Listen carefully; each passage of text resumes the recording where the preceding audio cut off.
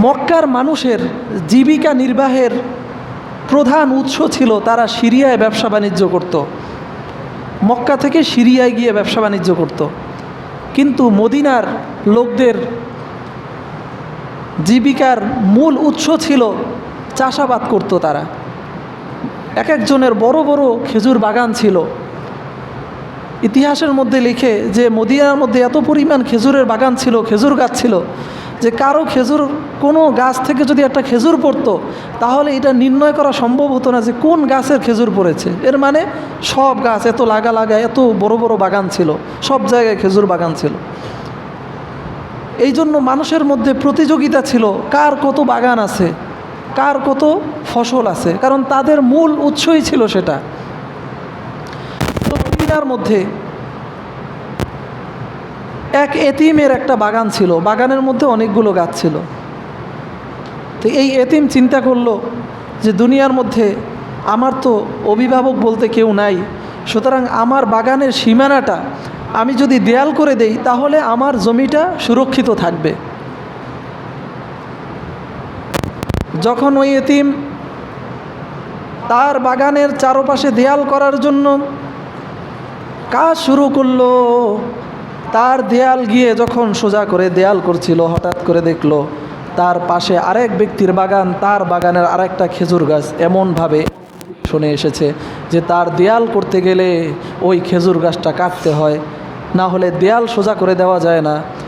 এতিম ব্যক্তি ওই ব্যক্তিকে ডাকলেন, ওই ব্যক্তিকে বলল যে ভাই, তোমার এই খেজুর গাছটা আমি এতিম মানুষ, আমাকে দান করে দাও, কারণ এই গাছটার কারণে আমি দেয়াল করতে পারছি না, আমার সমস্যা হচ্ছে। ওই ব্যক্তির নাম ছিল আবু লুবাবা। ওই আবু লুবাবা বলেন যে এই গাছটা আমার বাগানের মধ্যে আমার গাছ, তোমার স্বার্থে আমি কেন গাছ তোমাকে দিব, আমি কখনো তোমাকে গাছ দিব না। এতিম এবার বলে তাহলে আমার কাছে বিক্রি করে দাও। সে বিক্রিও করতে রাজি হলো না, কিন্তু গাছটা তার লাগবে। এতিম সে চিন্তা করলো যে এই বিচারটা যদি আমি নবীজির কাছে নিয়ে যাই, অথবা এই সমস্যাটা যদি নবীজির কাছে পেশ করি, নবীজি যদি তাকে বলে তাহলে হয়তো সে শুনবে নবীজির কথা, আমাকে হয়তো গাছটা দিবে, না হলে বিক্রি করতে রাজি হবে। ওই এতিম যখন রাসূলুল্লাহ সাল্লাল্লাহু আলাইহি ওয়াসাল্লামের দরবারে গেলেন, গিয়ে বললেন, ইয়া রাসূলুল্লাহ, এই গাছটার কারণে তো আমি দেয়াল করতে পারছি না, আপনি যদি তাকে বুঝিয়ে শুনিয়ে বলেন, সে যদি আমাকে দিয়ে দেয় তো ভালো, যদি না দিয়ে দেয় তবু আমি ক্রয় করার জন্য রাজি আছি, আপনি ওই গাছটার সমস্যাটা আপনি সমাধান করে দেন। রাসূলুল্লাহ সাল্লাল্লাহু আলাইহি ওয়াসাল্লাম আবু লুবাবাকে ডাকলেন, ওই বাগানের মালিককে ডাকলেন, বললেন এই এতিম ছেলেটার জন্য তুমি একটু অন্তরের মধ্যে দয়া রেখো, তাকে তুমি গাছটা দিয়ে দাও। সে বলল না, আমি কখনো এই গাছটা দিতে রাজি না। নবীজি বললেন তাহলে বিক্রি করে দাও। সে বিক্রি করতেও রাজি হলো না। তাকে নবীজি অনেক বুঝিয়ে শুনিয়ে শেষ পর্যন্ত বললেন, তুমি যদি এই গাছটা ওই এতিমের জন্য ছেড়ে দাও, আমি নবী তোমার সাথে ওয়াদা করলাম জান্নাতের মধ্যে একটা গাছের জিম্মাদার হয়ে গেলাম। আমরা অনেকে বলি যে হুজুররা ওয়াজ করে মানুষ শোনে না, অনেকে ওয়াজ করে মানুষ দান করে না। নবীজি নিজে ওয়াজ করছে কিন্তু দান করছে করে নাই, তো নবীজির ওয়াজই শোনে নাই, এরকম মুসলমানও ছিল ওই সময়। নবীজি অনেক ওয়াজ করে এমন কি বললেন যে তুমি যদি এই গাছটা দাও তাহলে আমি জান্নাতের মধ্যে আমি নিশ্চিতভাবে তোমার জন্য একটা গাছ দিলাম। এর মানে কি? এর মানে তোমার জন্য জান্নাত ওয়াজিব হয়ে গেল। তো সে মনে করলো জান্নাত তো অনেক দূরের কথা, আমার তো দুনিয়ায়ও কিছু দরকার আছে, আমি দিব না। ওই মজলিসের মধ্যে আবু দাহদা নামক একজন সাহাবী ছিলেন। মদিনার মধ্যে যার একটা বাগান ছিল সেই ছিল অনেক বড়।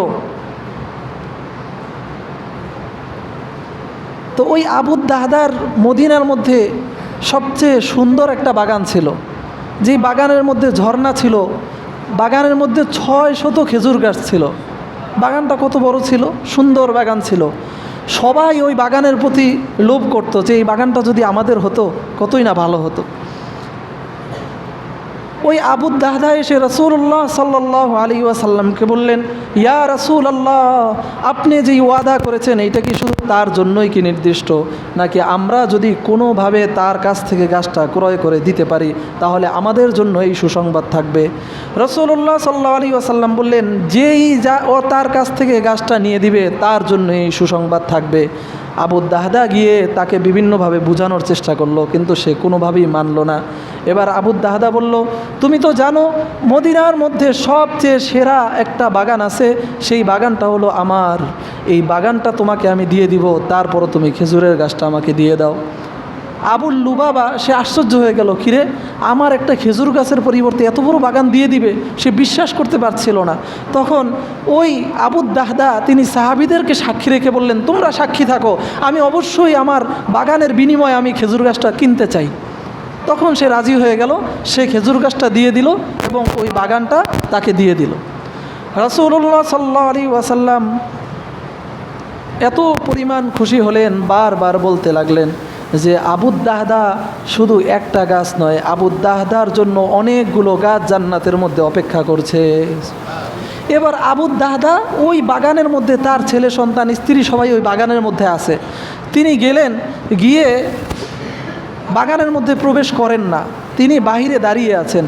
স্ত্রী মনে মনে চিন্তা করলো, কি ব্যাপার, আমার স্বামী আজকে বাগানের মধ্যে কেন প্রবেশ করছে না?